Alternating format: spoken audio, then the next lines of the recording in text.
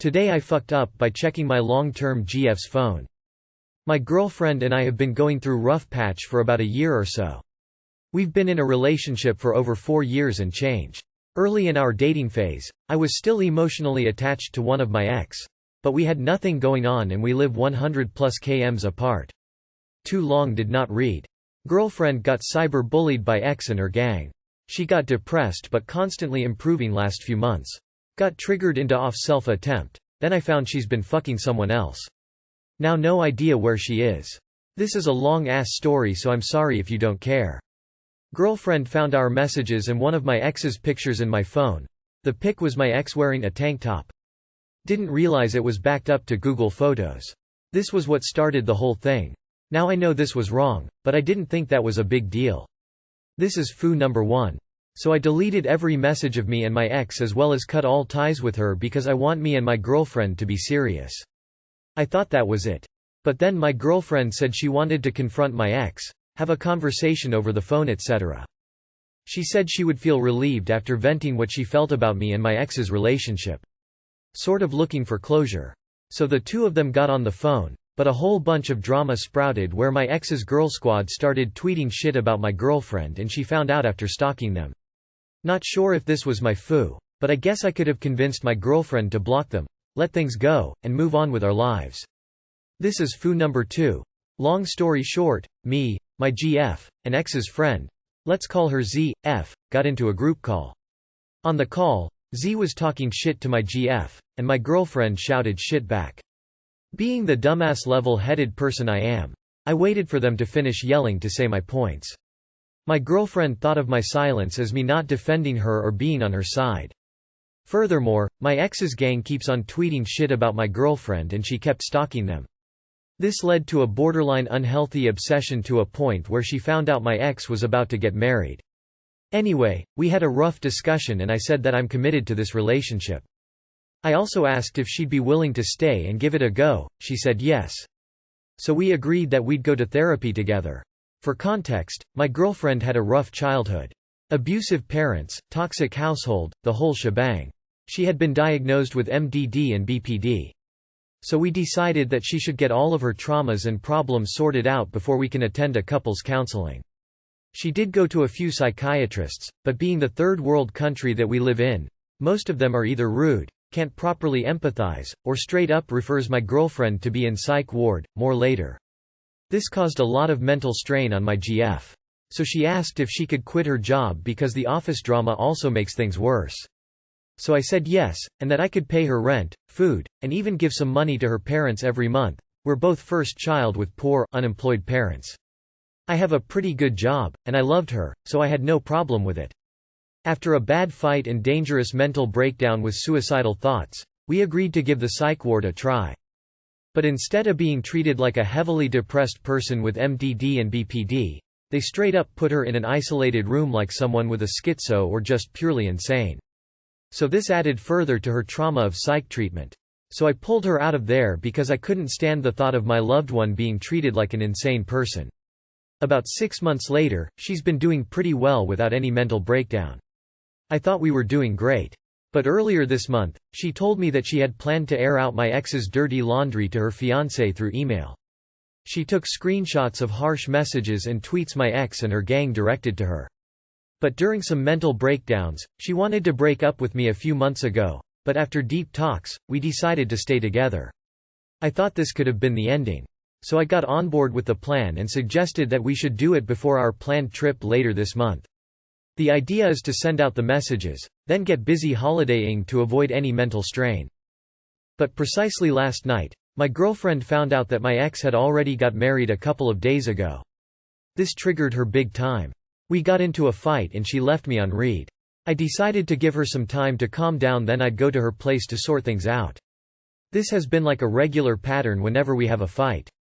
Not 2 hours later, some guy, let's call him DK, who she said to be close friends with, called me on my Instagram. For context, I knew they went out together several times while we're together, including to a concert, but I thought that was it and I've already said that I don't like them going out. Asked my girlfriend a few times about him and she said that they're just close friends. Anyway, DK told me to come to my GF's place ASAP.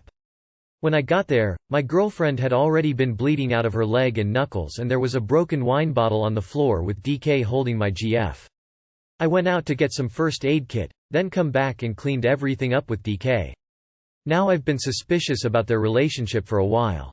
But what pushed my intuition was that DK was touching my girlfriend in places where you wouldn't dare touch if you're just close friends. I cleaned out the room, wrapped my GF's wound in bandages and calmed her down. Once she calmed down enough, I told DK to leave and I'll be looking after my GF. Here's my third foo. My curious ass wanted to know what their relationship is like. So I went through their messages and found out that they've been sleeping together. My girlfriend is sleeping and I know she's tired from the mental breakdown. Separately, I've been intimate with my girlfriend once in the past 3 months. Every time I initiate, I would get turned down. I took pictures of their messages and thought I would keep it until things get better to talk to her. But when I was headed out, she took my arm and asked me where I'm going. So another FU. I told her that I read her and DK's messages. She sprung out of bed and asked me how much I know. I wanted to stop and leave, but I didn't trust her enough not to hurt herself. So I forced myself to stay. But this led into a huge fight. She said that the things my ex and her gang did to her destroyed her. She couldn't see me the same way ever again after the group call. I was broken-hearted and let my emotions get the best of me. I asked her if the attention, love, and everything I give is not enough and told her that she broke my heart. I shouldn't have been broken because my job was to help my girlfriend heal from her trauma. So fast forward to this morning, she had another mental breakdown. She kept saying that she would pay everything back, but I know her state of mind and I truly don't want anything back. I just want her to get her life together. She walked out of her place then, we took a walk and she called a Gojek, motorbike version of Uber. She said she wanted to go to the train station and disappear. So I took her phone away and told her to wait for me while I get my bike to take her anywhere she wanna calm down. After I got my bike to the spot where she waited, she's no longer there. I figured she went to the nearest bus station. We need to tap a card to get in, and she was there. I rushed home, which is like 5 minutes away, to get my bus card, parked my bike and rushed to the bus station. But she's no longer there. Asked other people in the station, no one knew where she went. She only has her wallet, which I know never has any cash in it. Some ID, and some bank cards I guess. I have her phone. Now I don't know where she is. I'm torn. The only way I could digest what happened last night was writing it down. I don't usually post what I wrote, but I guess I needed to get this out my chest. What a mess. Please reread what you just wrote as if a stranger wrote it. Toxic. I stopped reading after the third paragraph. She seems nuts. You're better off. You all sound ridiculously immature. Bro, you need to get out ASAP. Don't stick your dick in crazy. Today I fucked up by falling asleep on my girl's butt. This happened tonight, so I literally foo. So my girl and I were Netflix and chilling in her bed. At some point, she turned on Pitch Perfect and fell asleep on her stomach 10 minutes into the movie, so I laid down on her butt. It's a thing between us. She has a very comfortable ass to lay on. I ended up falling asleep as well, and suddenly, she jerked awake from a nightmare and flipped me over and off the bed, where I hit my head on her nightstand and slit the side of my head open on the corner. I immediately became dizzy. She got out of bed, and came to my aid. She drove me to the hospital because I was bleeding pretty bad. Long story short, I suffered a concussion and needed 4 stitches. Not my first concussion, but this one definitely hurt the most.